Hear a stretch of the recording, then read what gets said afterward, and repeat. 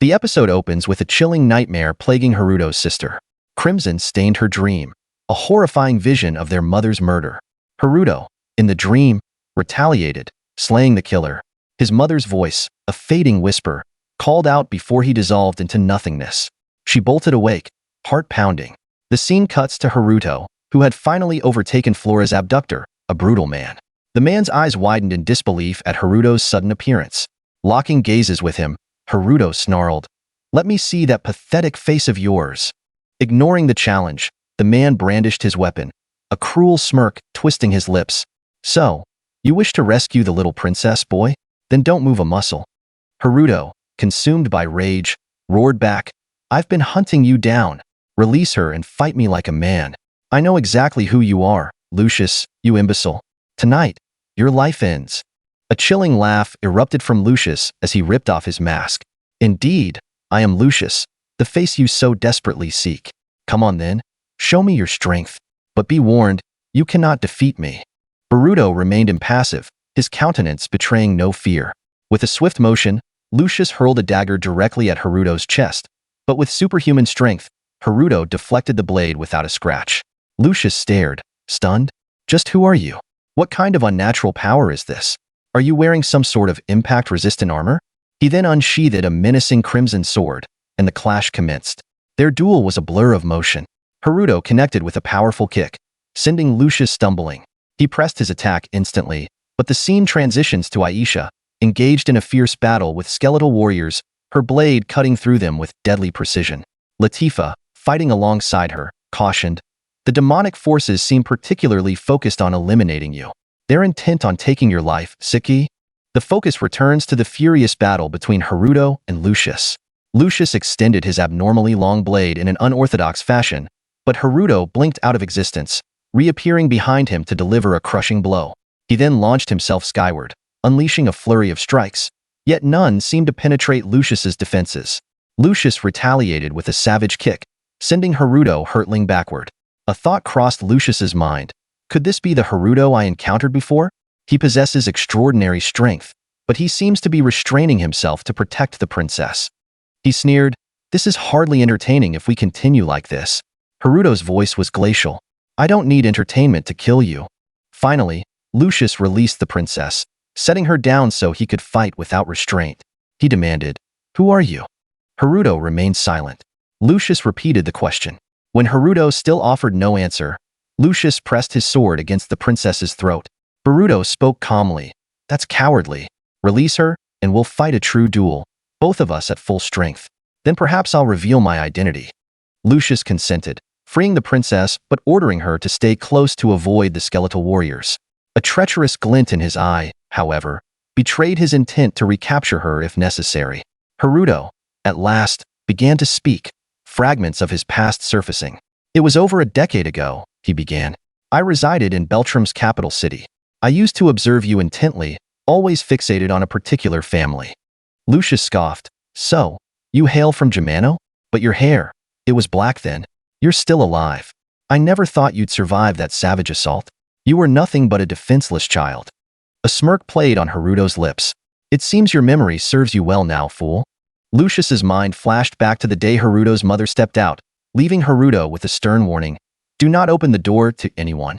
A knock echoed moments later. A voice called out, "Haruto, open up. It's Lucius." Trusting the voice, Haruto opened the door, only to be met with a brutal kick that sent him sprawling. Lucius sneered down at him. "I am no mere human. I am a demon in human form, one of humanity's demons," forcing a strange concoction down Haruto's throat in one swallow, then abducting him.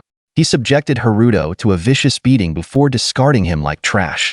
The following morning, passers-by discovered him, mistaking him for a homeless child, despite the absence of any unpleasant odor. Among them was a young woman named Celia, who knelt beside him and asked softly, "What is your name?" Haruto introduced himself, and she offered him comfort and reassurance. He claimed to be a traveler from the Eastern Territories. Celia became a pivotal figure in his life, instructing him in the ways of magic. She gently cupped his face, urging him to heighten his senses. A brilliant light emanated from him. She guided him in harnessing that light to amplify his physical prowess. Then, Celia vanished without a trace. Later, Haruto discovered his sister, Flora, bound and gagged. He freed her, and she tearfully pleaded with him to rescue her and return her to the castle. He hoisted her onto his back, but Lady Christina intercepted them, demanding he halt. She slapped him hard, accusing him of deceit. A guard stepped forward, his sword barring Haruto's way. Outnumbered and trapped, Haruto yielded. The narrative then shifts to Haruto at his parents' graveside with his grandmother. Kneeling, he offered prayers for them. He reminisced, "My parents are truly gone. My father passed away before I had any memories of him. My mother, however, possessed boundless kindness, her smile never faltering, even while mourning my father. We weren't wealthy, but we were happy. But she passed away when I was only 5. His grandparents pressed him for details about his mother's death. He hesitated, warning them of the painful memories, but finally began to recount the events. Though the scene returns to the present, Haruto, with burning resolve, declared, "I endured all these years for one purpose, to kill you now." Lucius sneered, "I'm delighted you've become exactly what I envisioned. Ruining lives is a favorite pastime of mine, and I find myself exceptionally thrilled at this moment." Haruto spat back, "I'm glad you remain the despicable monster I always knew you to be." Lucius directed a cruel jibe at Haruto's mother. "She was a kind soul, even in her final moments. She attempted to shield you back then. You were just a foolish little boy, an idiot. Though I must concede, you look somewhat less pathetic now." Consumed by fury, Haruto unleashed his wrath. Lucius shed his cloak, readying himself for the fight. But before Lucius could react, Haruto moved with lightning speed, severing one of Lucius's arms. Blood sprayed as Lucius tried to retaliate, but Haruto's velocity overwhelmed him. Lucius descended into a frenzy, realizing he was hopelessly outmatched.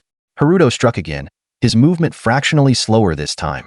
Lucius perceived the change and parried the blow, attempting a series of counterattacks. However, his actions were sluggish compared to Haruto, whose body now pulsed with terrifying energy, fueled by vengeance. Haruto unleashed a devastating blow that Lucius barely evaded. Anxiety gnawed at Lucius as he felt Haruto's mana escalating to an unbearable level. Suddenly, a powerful kick from Haruto sent Lucius flying. As Haruto raised his sword for the killing strike, Lucius narrowly dodged and attempted to escape. "I lost sight of him before, due to those absurd physical augmentations," Lucius gasped, struggling to breathe. But before he could flee, Haruto launched a catastrophic attack that shook the entire forest. Lucius crumpled to the earth, terror gripping him. How much longer can this monster sustain such brutal attacks? He thought frantically. He's not even winded. Is he even human? Desperate, Lucius made another attempt to flee, but Haruto caught him effortlessly. Haruto launched another savage attack, but Lucius leaped skyward to avoid it. Haruto followed, and Lucius swung his sword mid-air, their blades colliding in a shower of sparks. They crashed back to the earth, and Lucius scrambled to his feet, fleeing once more. He didn't get far before Haruto landed a crushing blow, sending him sprawling. Lucius, unable to move, struggled to support himself on his sword. "What's happening?" he wondered. "Is this really how it ends? But I'm still standing. Still pure." Haruto's relentless assault continued, each strike more brutal than the last. Lucius's resistance began to crumble under the onslaught of pain and exhaustion. He managed to block a few attacks, but he couldn't withstand their sheer power. He collapsed again. The princess, witnessing the extent of Lucius's injuries and his battered form, was filled with dread. Lucius, barely able to speak, mumbled, "I can't fight back anymore. I've lost too much blood. I need to reattach my arm." He looked at his severed limb in despair. Haruto picked up the dismembered arm and set it ablaze before Lucius's eyes, a clear message that it could never be rejoined. As the flames consumed the arm, Lucius stared in disbelief, the agony of loss etched on his face. As Haruto lunged for the final blow, Lucius narrowly avoided it, the blade grazing his head and slicing away some of his hair. Haruto followed with a brutal kick to Lucius's face, sending him reeling. Without pausing, Haruto plunged his sword into Lucius's stomach. Haruto glared down at him. "I will obliterate you. You will leave no trace on this world." He then activated a unique technique, his sword glowing with intense heat. Lucius screamed in agony. The princess, overwhelmed, began to weep at the horrific spectacle. In a last desperate act, Lucius used his powers to yank a dagger from a nearby tree, aiming it at the princess. Haruto, however, reacted instantly, intercepting the dagger with his arm. Recognizing Haruto's vulnerability when it came to the princess, A smirk twisted Lucius's lips. He summoned enough strength for a heavy blow against Haruto. But before the fight could continue, a man materialized out of thin air and hauled Lucius to his feet. The man, Reyes, sneered, "How pathetic. You failed spectacularly, Lucius. This is no time for games." Haruto's rage surged. "I'm not done with him." Reyes smirked. "Unfortunately, I have my own score to settle with him. If you kill him, I can't resolve my own affairs." Haruto growled. "And what? You'll run away like a coward? Should I sever your right arm as well, in 10 years, just like him?" Infuriated by the taunt, Lucius demanded Reyes release him, insisting he could still fight. But Reyes held him firmly. "Once this enhancement effect fades, you'll die. There's no point in continuing." Lucius protested, but Reyes was resolute about their retreat. As they started to flee, Haruto tried to stop them, but Reyes sneered, "I'm quite confident in my ability to escape and disappear. But what will you do when faced with greater adversaries?" Meanwhile, Haruto's companions were shown battling ferocious beasts. The scene cut back to Reyes and Lucius, who had managed to escape. However, a gigantic avian creature materialized in the sky, engulfing the entire forest in a fiery inferno. The flames raged uncontrollably, threatening to consume everything. Haruto's friends gazed towards the blaze, hoping he and the princess had survived.